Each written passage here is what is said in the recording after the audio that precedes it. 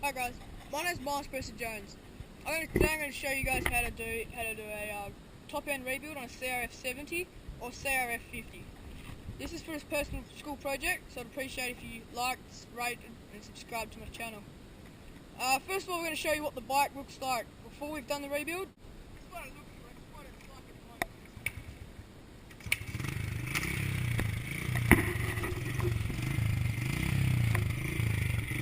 I'm pretty sure it smokes more than a two-stroke. Right out.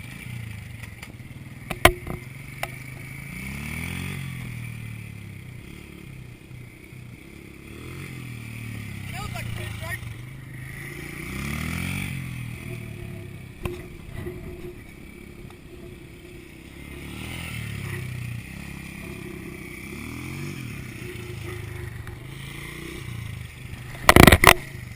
First thing you probably want to do, if your bolts are rusted, give them a quick squirt with Crf70 or WD-40, right on the bolts where you probably need to take them off. So mine are on the head here.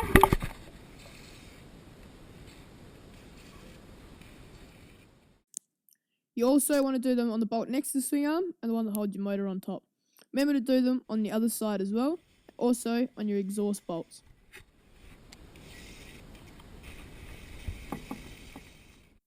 First thing you want to do is remove your chain cover.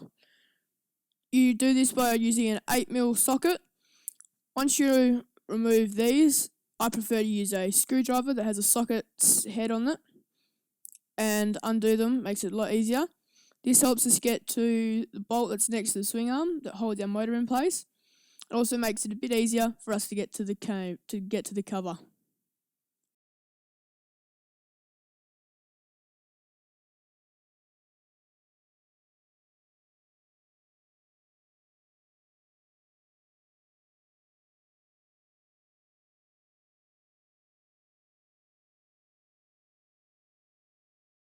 Next thing you want to do is remove your side cover of your motor to get your chain out.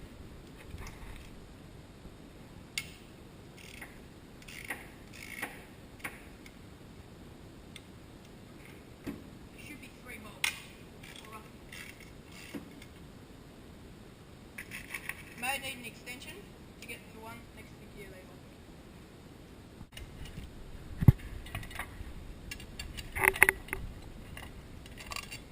This also helps us get to our timing, which is right here. Careful not to lose these bolts. If I were you, I'd put them short to long. These two here are the same size, which goes here and here, and this one here is just a bit shorter, which is this one here. Put them both in the casing, all 3 of them in the casing. Preferably, you want to put all your nuts and bolts either in a casing where they belong, on the chain guard where they belong, or if there's just spare ones, put them in a bucket so then you don't lose any. And if you do have some, a bit about using a bucket is, if the stuff goes over at the end, you know you haven't put any in, which is a good idea. Next thing you want to do, if it's easy, is that you can pop your chain off your sprocket, or just simply remove the sprocket.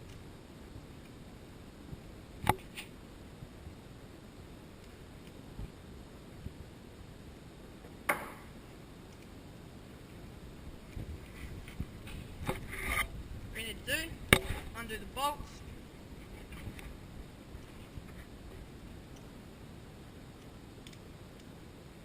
And a plate that slides around, and as you're sliding it, you should feel the teeth will just move into position and pop off.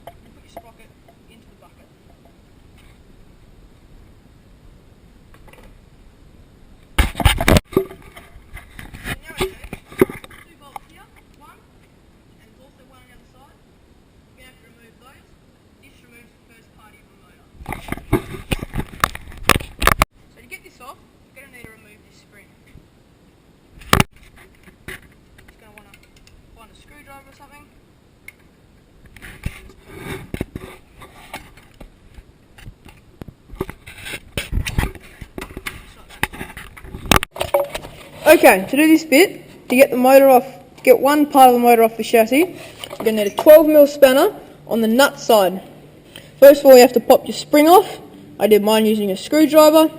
After that, just apply gentler force and you should be able to just crack the nut. I've just pre-cracked it, and now you're just going to want to undo it with a spanner. I'm lucky, I have a set of spanners that got the ratchet ends on them. You have to use a spanner because the socket set, unless of course you have a long socket set, won't fit on there.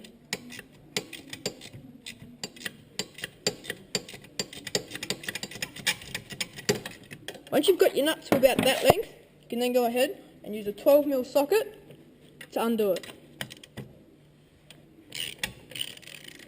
This is just a bit easier, as with the spanner you don't get much leverage.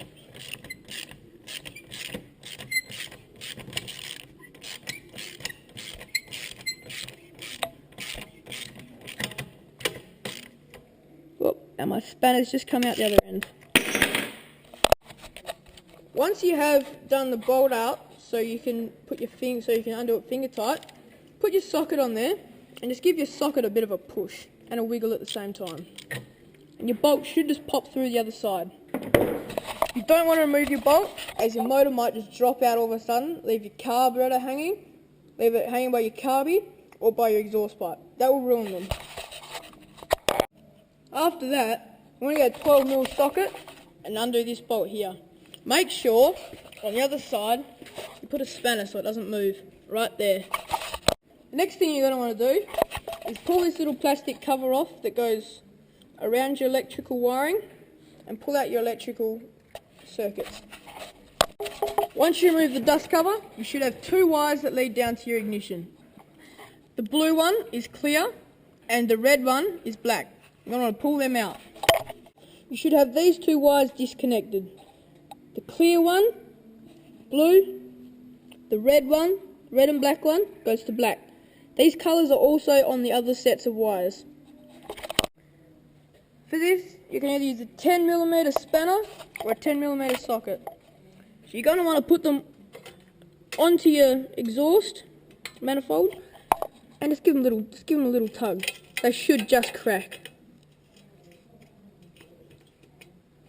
quite easily.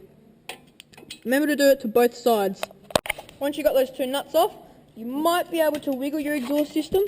Mine didn't. So I'm just going to have to take my whole system off just to make it a bit easier. To take off the exhaust system, you're going to need to grab this plastic here and gently just pry it apart.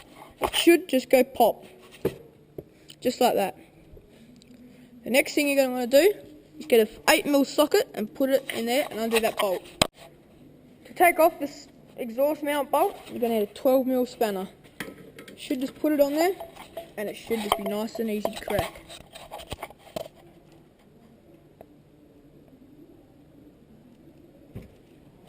Just like that. Remember when taking off bolts, not to give them too much force, otherwise they can snap and you have a lot of trouble trying to re-thread them and get them out. Once you have your exhaust system off, remember to put like I always say, put the bolt back in its place so you don't lose it. And then put your exhaust system out of the way somewhere. The next thing you want to do is drain the oil out of your motor. This is done by this bolt right here, which is a 17mm. So once you've cracked it, you should just be able to undo it and your oil will pour out. Prefer to do it by hand, just so I don't lose the bolt. There we go. Just like that. And if you can, always put oily bolts onto a rag, dry them, give them a clean, and put them back. Upside down, so no dirt goes on your nuts. To drain your oil, you want to tilt your bike so it's flat. This will just get rid of most of the oil, and you can also slowly turn it over a few times.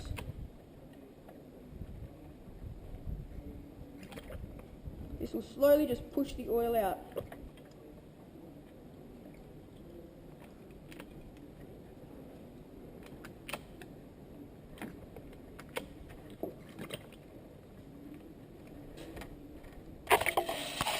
make sure your bike doesn't start, otherwise it could cause you to have a seized motor.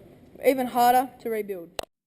To help you take your air cleaner off, you're going to want to crack the nut up the top of it. Should just crack up the top. This will help. This will let your air cleaner hang free, and you should be able to wiggle it even a bit more easier off the carby.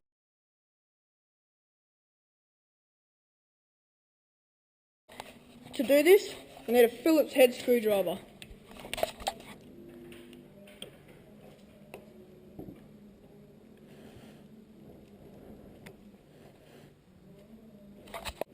Once you've got the carby thing loose, once you've got it loose enough, you should just be able to slide it over onto your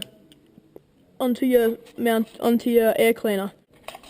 From there, you're going to want to get your air cleaner, and you should, with or without a screwdriver, I need one, you should just be able to pry the case. Just pry your air cleaner off.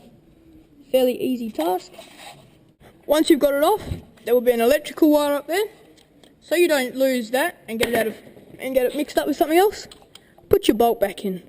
Just do it up finger tight. It just slides in there. Okay, the next step is to turn your fuel off. Look towards your fuel line, and then take your fuel line off. You can either take it off at the tap, or just before, or at the carby. With your ring, just wiggle it up. Just enough so that it's off the carby. Now you're going to have an oil pan ready, or something that you can put spare fuel into. It doesn't matter if it gets dirty. As soon as you pop the fuel line off, fuel's going to go into this pot. I expected a bit of fuel went in there, but not much, which is good. Okay, I've got my bike on the ground now, which is preferably where you want yours. Just so it's a bit easier just to take your motor out. So to do this, I've removed my bolt from there. I'm going to put it on the table just so I don't lose it. And I'm going to get my socket, and I'm going to undo, if I can, this one, undo it, just so it's unfingered tight. So you've taken that bolt off, and you've also got this one up the other way around, just so you can tell which one is which. Now you should, or you might, be able to come over the other side, give your motor a look, preferably hold it up. I've got mine, just so I can just pop this bolt out, because the problem with these motors is that the stand is attached to the motor, so I can't actually stand my bike up. You'll then need a 14mm spanner onto the brake rod that holds the brake, and undo it. This will allow us to move the brake down, thus dropping the motor. Once you've got it off, you should just be able to slide this bolt backwards, and the rod should drop out. Just pull your lever down, and you should see it just drop out. Just like that. Remove the pin that runs through the rotor, put it back onto the rod, and screw the bolt on the rod so you don't lose it. Okay, so I've just leant my bike up against the wall by the handlebars. Make sure it's not leaning against the foot peg or the brake on the other side. So for this, you're going to want a pair of multi-grips or vice grips, and you're just going to want to gently sort of try and ease the bolt out. Just enough, just so it just comes out. Just like that. That's the first stage.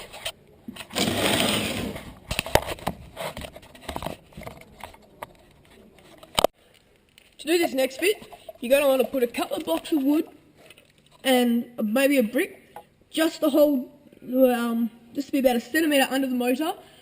So when you pull this bolt out here, the motor doesn't fall on the ground. I've got my bike leaning up by the handlebars, and so I'm just going to grab this bolt here with the vice grip.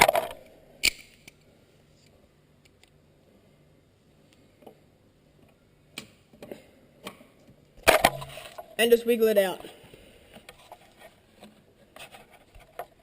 The bolt should remove fairly easy.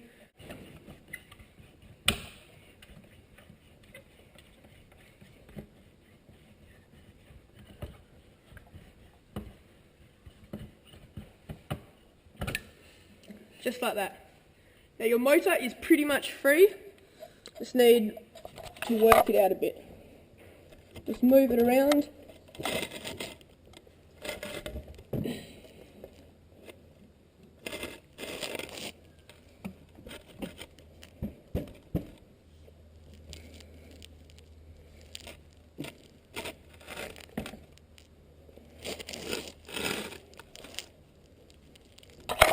Once you remove the bolt, you're going to get someone to hold the handlebars and gently lift the bike up while you ease the motor.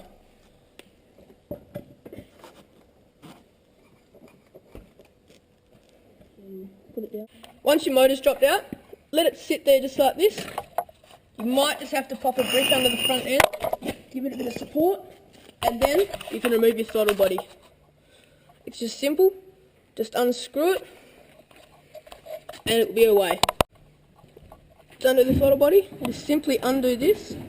We did this last because it would have been too much of a hassle trying to pull it out from in the motor when the motor was still attached to the frame. So you can just unscrew it like this, and it should just pop out.